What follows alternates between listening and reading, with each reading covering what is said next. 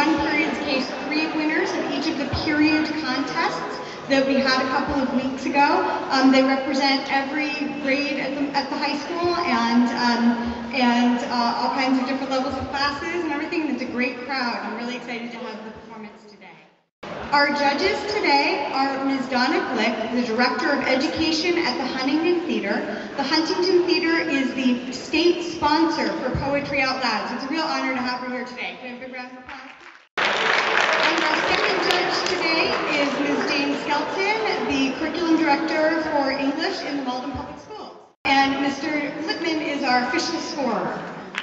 The way we're going to work today is that we're going to start with the first round of poems. Students will present. Exactly from the wall, where round its head the light lamp cast. Formed offspring of my feeble brain, who after birth didst by my side remain, till snatched from thence by friends.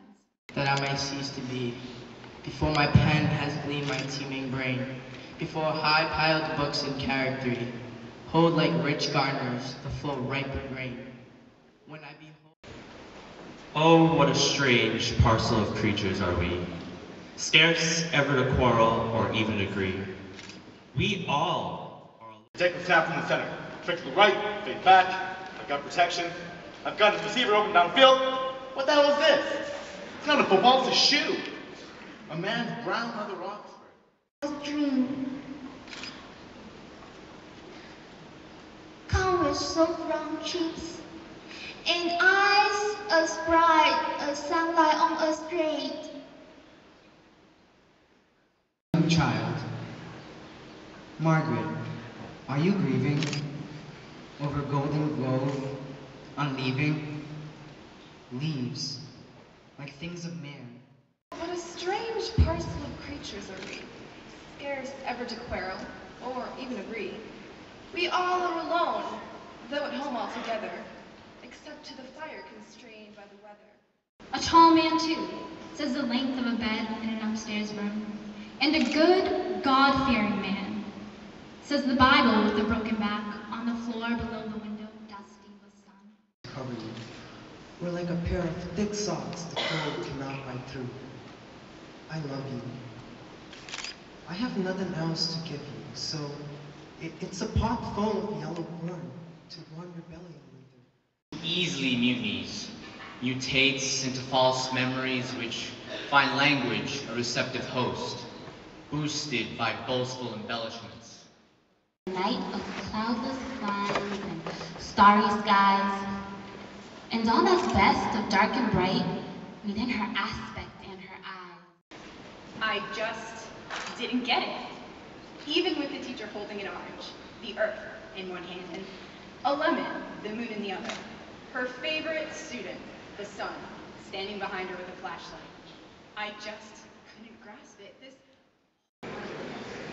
When in disgrace with fortune in men's eyes, I all alone beweep my outcast state, and trouble deaf heaven with my bootless cries, and look upon myself and curse my fate, wishing me like to one more rich in hope. I like the generosity of numbers. The way, for example, they are willing to count anything or anyone. 2 pickles, 1 door to the room, 8 dancers dressed in... Then, one of my students with blue hair and a tongue stud says to me that America for him is a maximum security prison, whose walls are filled with Radio Shacks and Burger Kings and MTV episodes where you can't even tell the show from the commercials.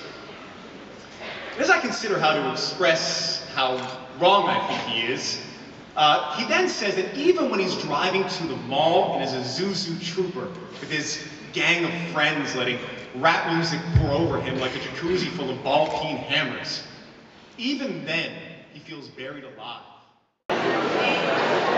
What was very interesting is I asked a number of teachers on the way down who they thought the winner was, and everybody gave me a different name, which I found fascinating because I think that's how competitive this was over today. So very, very excellent job. Really throws her heart and soul into it. Our winner today is Ashley Green.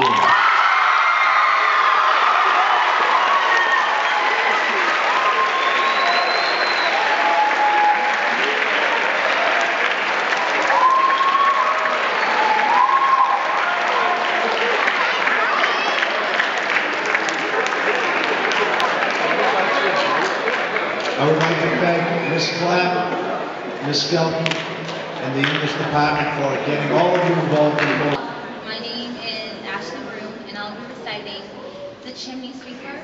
When My Mother Died, I Was Very Young, by William Blake. When my mother died, I was very young, and my father sold me while yet my tongue could scarcely cry. Weep, weep, weep, weep. So your chimneys I sweep, and in soot I sleep. There's little Tom Dacre, who cried when his head that curled like a lamb's back was shaved. So I said, hush, Tom, never mind it, for when your head's bare, you know that the soot cannot spoil your white hair. And so he was quiet. And that very night, as Tom was asleeping, he had such a sight that thousands of sweepers, Dick, Ned, Joe, and Jack, were all of them locked up in coffins of black.